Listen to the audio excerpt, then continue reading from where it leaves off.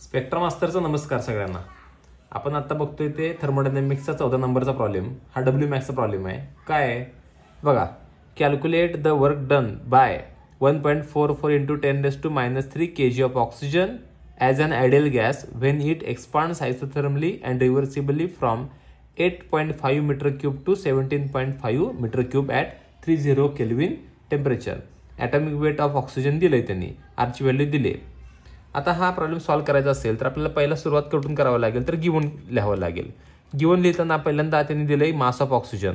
मग mass of oxygen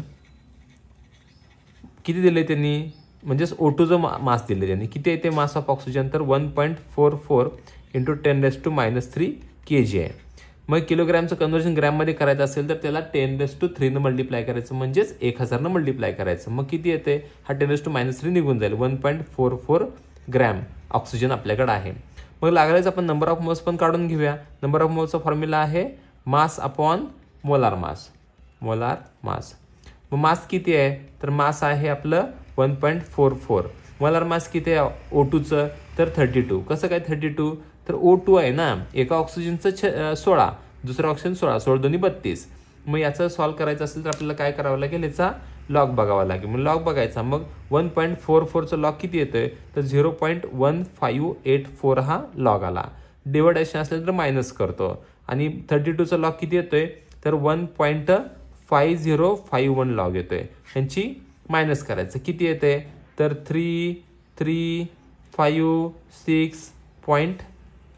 आता इथं काय करतोय आपण, इथनं एक इकडे घेतल्यामुळे इथं बार 1 झाला.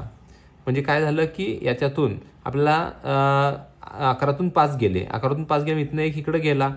मग इथनं इकडे गेला म्हटल्यानंतर मग काय करावं लागेल, इथं 0चा -1 झाला. हा -1, हा -1 काय होतो, बार 2 होतो. याचा बघायचा अँटीलॉग. तर याचा अँटीलॉग किती येतो, तर याचा अँटीलॉग येतो 0.04501. म्हणजे ॲक्च्युली 65चा 3 मध्ये अँटीलॉग बघायला लागतो. तो येतो 4501. हा बार 2 असल्यामुळं 1 आणि 2 पॉईंट इकडे सरकवतो आपण. मग यांचे नंबर ऑफ मोल्स आले n = 0.04501 हे नंबर ऑफ मोल्स आले. त्यानंतर काय काय दिलंय त्यांनी, तर त्यांनी V1 दिलाय. V1 किती आहे, तर 8.5 मीटर क्यूब V1 आहे.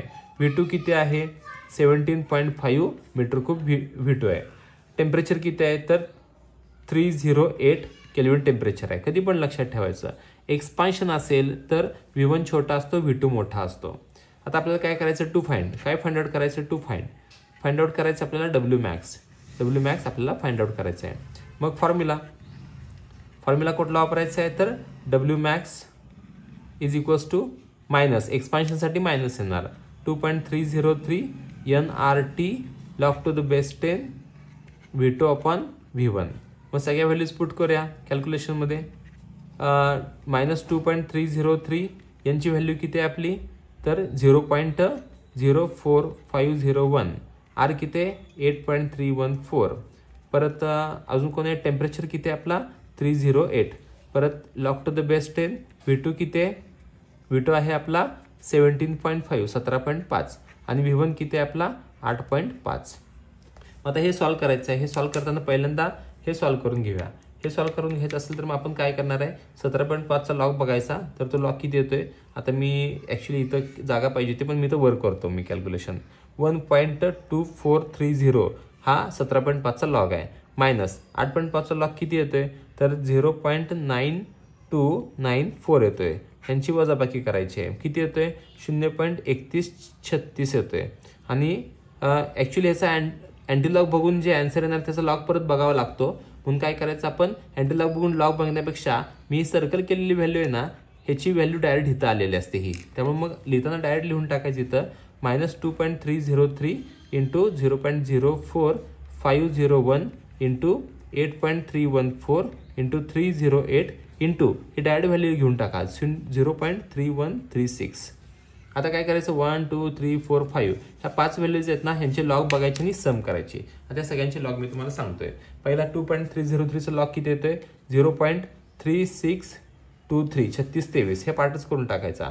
परत प्लस ह्याचा लॉग किती येतो, ह्याचा लॉग तुम्हाला इथं सापडतोय बघा. हा किती आहे, तर बार 2.6533 प्लस आता 8.314चा लॉग पण पार्टच करून टाकायचा 0.9198 प्लस आता कोणाचा लॉग बघायचा आहे, 308चा लॉग बघायचा आहे.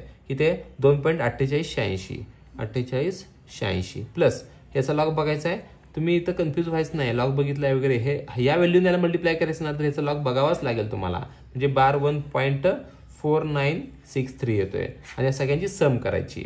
आता ह्या सगळ्यांची सम केल्यानंतर किती येते, तर ती येते 1.9203. तर याचा काय बघायचा असतो, अँटीलॉग बघायचा असतो. 92चा 03 मध्ये अँटीलॉग बघितल्यानंतर येतोय 8324.